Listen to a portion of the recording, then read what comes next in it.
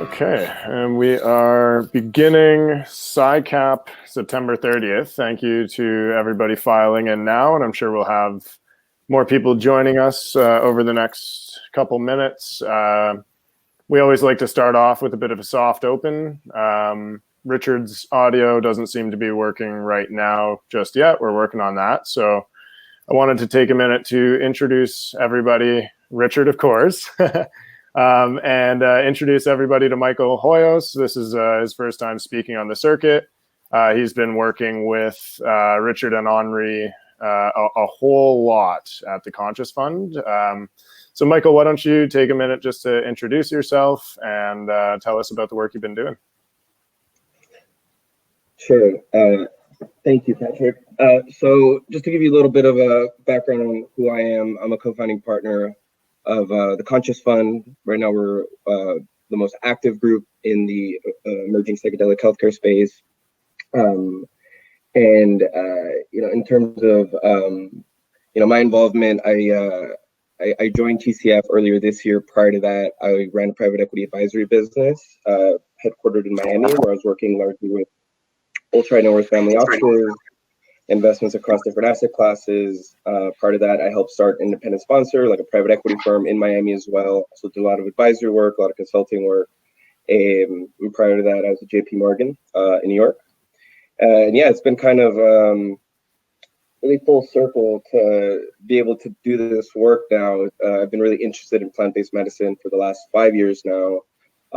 Actually, when I was in Miami, I was building a private equity firm, and actually very serendipitously was taken to an ayahuasca ceremony, actually by one of my clients, a large Latin American family office. And I really went into that kind of having no clue what I was getting myself into. And, was really blown away by the experience. And I remember I kept thinking that it seemed like there was potential there for something. I just didn't understand what that potential was yet. 2015 was still too early. But it's been really interesting kind of seeing all of this develop over the last 24 months in terms of what this industry has become and the direction that it's headed in. So as you guys are, I'm not sure if Richard's online now, but through the work that I'm doing with Richard and with Henri, we're essentially building this investment firm where we're helping early stage companies in the psychedelic healthcare space grow. For a lot of people, I assume most people on the call are more familiar with the space, but for those people that are less familiar, probably be helpful for me to give a little context as to what it means when I say psychedelic healthcare. For a lot of people, when you say that you're interested in investing in psychedelics, the obvious parallel is often cannabis. So people assume that you're trying to, you're waiting for legalization in certain jurisdictions, and then you're trying to create certain grow operations around things like mushrooms, different sorts of psychoactive plants and fungi. But the reality is the majority of the work that we're doing right now is more around the biotech and pharma space. So primarily what we're looking at drug development startups that are generally doing one of two things. One, they're either working with a 1.0 psychedelic, the classic psychedelics being LSD, ketamine, MDMA, ibogaine, psilocybin, mescaline, and taking those compounds through an approval process, or working on what you could call 2.0 versions of those chemicals, where you're creating really a better, compounds with higher efficacy, better tox profiles, better absorption, ultimately compounds that can address specific indications in a more efficient way, and then taking that through a formal approval process. So in terms of, so we're really excited about all the different decriminalization and legalization movements that are happening all over the world. Actually, Ann Arbor, a couple of days ago, their city council voted to decriminalize, I think, all psychoactive plants. So that's really exciting. But ultimately, the work that we're doing isn't contingent on that happening, right? It's not at the whim of lawmakers and regulators. It's taking these compounds through established approval processes and bringing them to market that way, and getting as many patients as possible access to those medicines.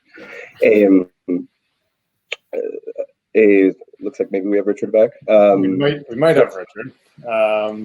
Why don't you maybe also tell us a little bit about just other projects that you've been working on through TCF and maybe some of your portfolio investments and just kind of a general overview of maybe the last 6 months, because I know it's been fairly busy.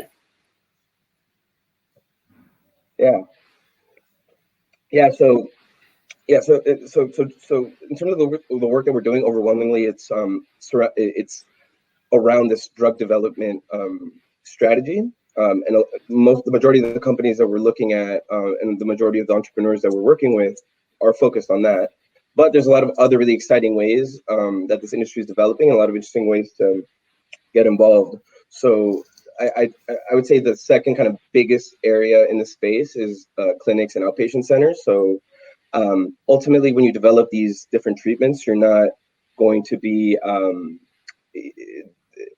the idea is that they're not going to be taken at home, right? They're going to be administered, in a controlled setting by a trained professional in a very supervised medical setting.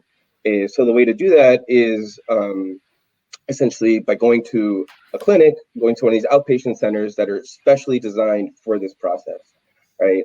So you're seeing a lot of interesting companies pop up. One of the leading ones right now is Field Trip Health in Canada. Ronan Levy's spoken at a number of the PsyCap events. And what they're doing is they're building out this infrastructure. They're building out these networks of clinics that ultimately, when you need one of these therapies, you can go to one of these centers and get it.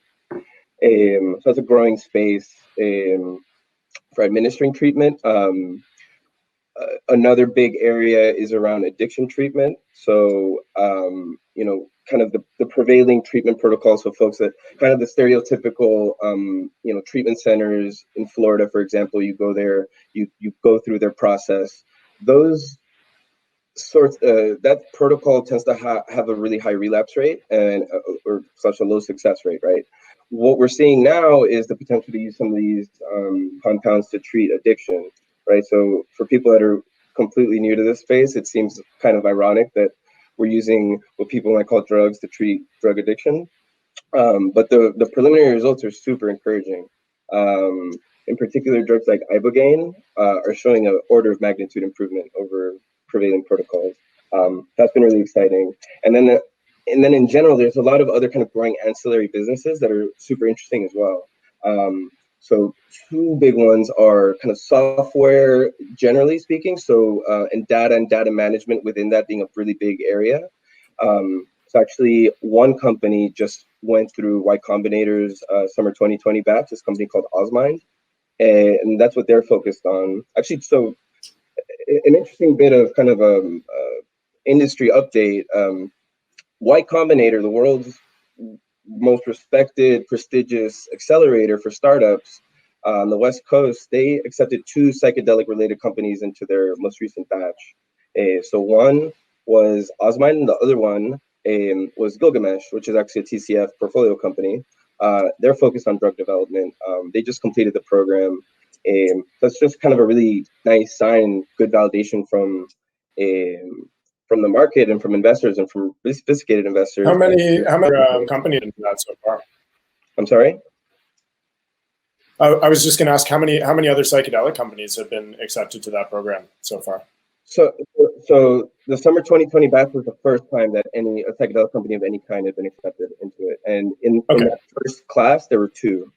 And how many in total get accepted every year? Yeah, so I don't remember the total number that are in the class, but to give you context as to how competitive it is, people jokingly say it's easier to get into Harvard than to get into Y Combinator. The acceptance rate is somewhere around 1.5%. Wow. So it's a really difficult program to be accepted into, but once you're in it, it's a lot of validation, from the market, and ultimately you get paired up with a lot of resources, get access to a lot of investors, and and ultimately the resources you need to kind of continue propelling the business forward. And then in terms of like the recent market action, just what we've seen recently coming around from, the Compass IPO was just bonkers. Haven traded really well on their IPO, and we're seeing MindMed uplisting and all that. So have you seen a direct impact of all this recent market activity and, kind of mainstream validation of psychedelic medicine? How are you seeing that sort of impact your work day to day with the fund? Yeah, so in terms of the work that we do with the fund, when we're speaking with investors, for example, some of the work that we do is just kind of around education. So maybe folks are familiar with these substances and understand their potential, but for even folks that are more interested than most, people don't realize just how much has been going on in the last 2 years, and particularly in the last 12 months. And so a big part of what we do is just kind of educating folks and encouraging them to attend events like this, for example, to really bring folks up to speed. But the fact that Compass IPO'd on the NASDAQ, first major exchange, American exchange, biggest capital markets in the world, that's huge validation, right? So you have folks who have no clue about this space that are starting to ask questions about it, and are trying to learn more about this now. So that's huge exposure, and that's ultimately, I think, helping lift up the rest of the industry. Right, we're still in the very early innings. We're still in the first inning, if you want to make a baseball analogy. We're just getting started. And in that context, with new audiences, becoming attracted to the space, and a new type of investor, because obviously, it's a high risk speculative asset class, long holds on most of the investments. So are you seeing sort of the profile and makeup of interested investors start to change? Are there more, traditional investment firms maybe, approaching you, or people that would normally just stay completely away from it? How has that composition been affected by all of this? Yeah, so I think you're starting to see the makeup of this start to become a lot more broad. I think a lot of the folks that backed some of the initial companies, there were some big names there, but it was folks that had maybe sort of a vested interest, or kind of maybe some sort of intrinsic motivation for getting behind some of these things. I think now it's starting to branch off, and you're starting to see folks and let's say classes of investors that you wouldn't necessarily expect to be interested in something like this, or you wouldn't have necessarily thought would be interested in something like this even a year ago, are starting to. So Y Combinator being an obvious example. Right. Yeah, for sure.